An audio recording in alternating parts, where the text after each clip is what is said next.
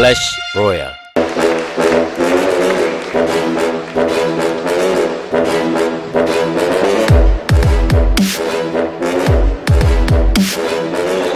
Welcome back, guys, to the next arena and more SSL Round of 8. We just had our first player make it into the round of 4. It's going to be Dark. He did defeat TY in a 3-1 for that best of 5. But we're going to jump into Stats versus Classic now, a PvP.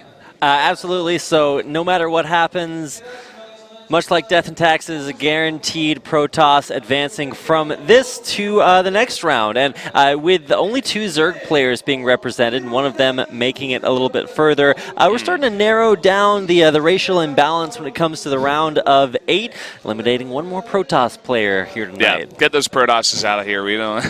Well, we already had a Terran also going out as well in TY, so we're gonna have Zerg Protoss, and then on the other side, I think it's Solar versus Deer for his EVP, and then Zest versus Patience. Patience, yeah. So Patience coming in as, I guess, one of the lesser proven players into the top 8, but still one of the best 8 players here in Korea.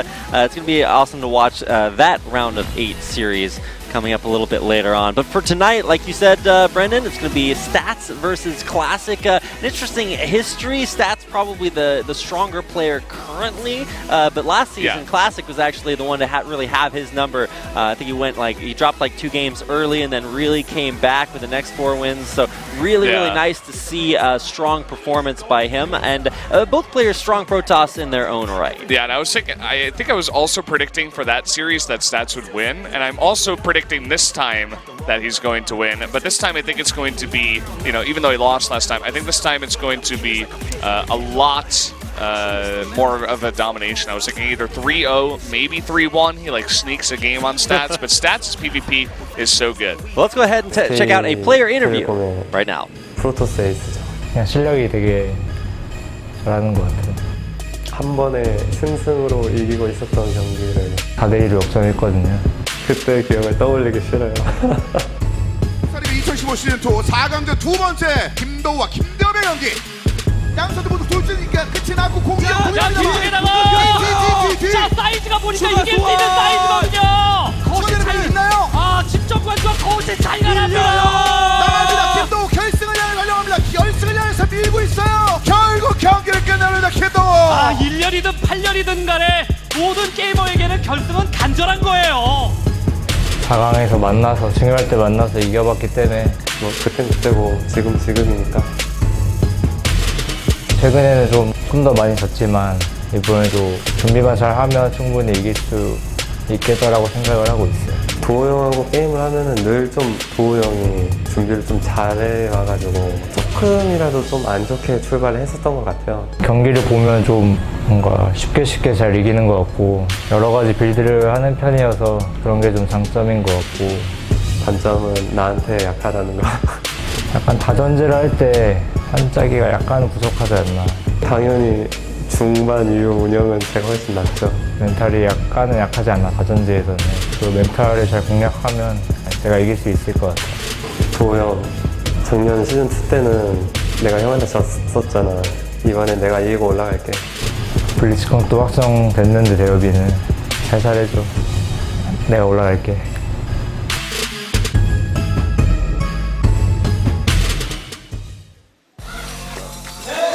Chapter 4, Solid and Steady, is the name of the game here. Well, it's a logical conclusion from you go from the summit to solid. I don't know, but that is Chapter 4. You guys are beginning to see a trend tonight. SKT players facing off against KT players, and if this series goes like the last series did, it'll be a repeat of the of when these 2 players faced off in round 1. That's what you guys were seeing in the player interview video when Classic took out Stats 4-2 last time around in Season 1. Well, now they're facing off once again as if it were fated PvP. Coming up next for the solid and steady 4th chapter of the Telecom War. These 2 guys talking in the chat.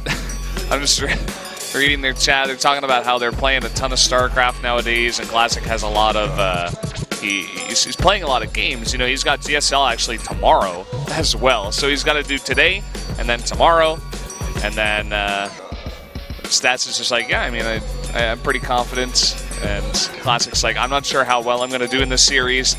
I think Classic knows that he's not exactly on the same level as he was last year. It was kind of funny to see the Heart of the Swarm PvP clips there, the Colossi versus the Colossi. It was a different time. You're talking about both of these guys talking in the chat. That means that even pro players, just like you guys, are still guys in the chat. So nice to see we're all on a level playing field here.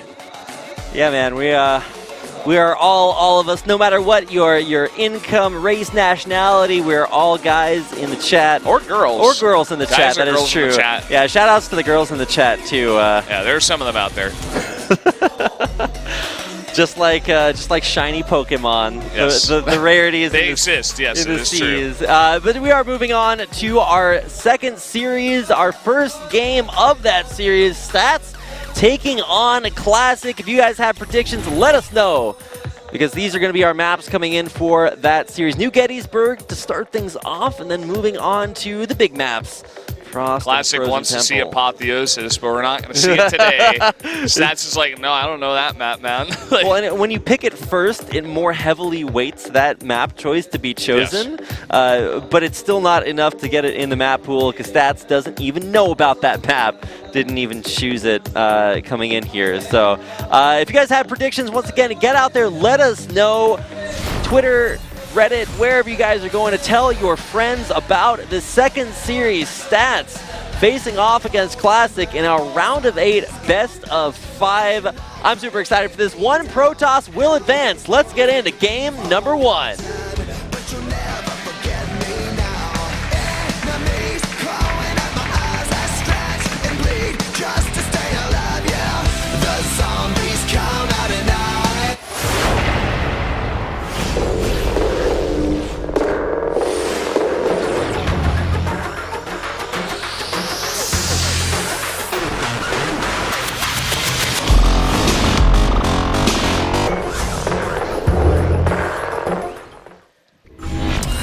We are on New Gettysburg, a 2-player map.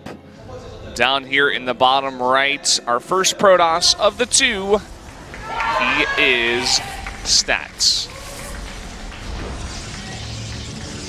And over on the lower left side of New Gettysburg, our blue Protoss.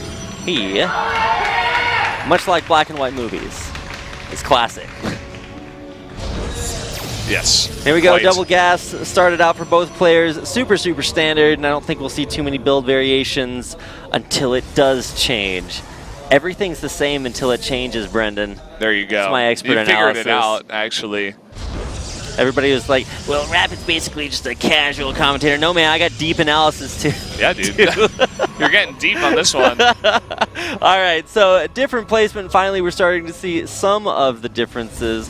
But this is a PvP on New Gettysburg. So what are our possibilities? We've got island bases that are traditionally relatively easy for a Protoss who does go for things like Phoenix early on. You can control the air, make it easier to take those if you do want an easier expansion. Yeah, I mean, we've seen, I think it was Stats against SOS, actually, where Stats took the island bases. He went for air toss. Is he going to do it again here against Classic? I mean, he's the one that showed it to us, so maybe he will, but Classic knows about it as well. I'm sure he would have prepared to face up against anything like that. Yep. PvP, the only matchup in which Tempests are not crazy strong, although this time around, what? So Zealots. This is... What's this up with that? matchup is changing a lot. It looks like this is the way these guys play it here. They, start some Zealots just in case at that timing, and if there's no pressure at that exact timing, they just cancel it and make a Nexus because they know their opponent is not going for anything aggressive. And then they transition into Stalker production. Okay, yeah, the Zealots start. Kind of interesting. Somebody out there's like, no, everybody's doing that on the ladder. You guys don't even know. It's like, well, yeah, but this is not the ladder. This is pro play, and a little bit of an interesting start there. Ships passing in the night here as the Mothership cores will give each other. Oh no, man! That red Mothership core does not want the high fives. Like, get away from me. This is my personal space. Don't touch me. Okay, well, that Stalker is going to reach out and touch someone. Is that going to force the recall here? No, that's a very low health Mothership Core. Still on the run. Dun, dun. Yeah, I think he's actually going to go back into the main base. That is pretty risky, but he does have recall energy if he does need to get out of there. Nexai just now finishing up for both players. Okay, he is just going to go for the recall. He's going to lose that. No, just that was last so Stalker close. shot. That was so Wow, one away. Unbelievable. Pretty sick. Nice timing there on the recall. Does get the Mothership Core back to base. And an Oracle. Started out. That'll be Classic's tech route. He scouted everything, too, with that Mothership Core. He scouted the natural, and he also scouted the Twilight tech here. So Stats has Classic has a very good idea of what Stats is doing, whereas Stats is kind of just in the dark here. And much like TY was earlier on. Yeah. In the dark. Yes. So now coming into, that was for everybody out there is like, what is he talking about? This isn't TY. All you slow guys out there in the chat, I have been there before. I know what it's like, so just got to make sure. All right, so the first Oracle coming out, second one in production, and here comes the Shades in the front to pull the Stalkers up there as the Oracle heads into stop the probes. Wow. Now there's actually an overcharge. Wait, he actually completed that Shade. He committed to it. Look at this, the Oracle in the main only gets 3 probes. He wasn't even targeting down probes in the natural. That's the only reason you would ever do that, is to target down probes, but he didn't even do that. Okay.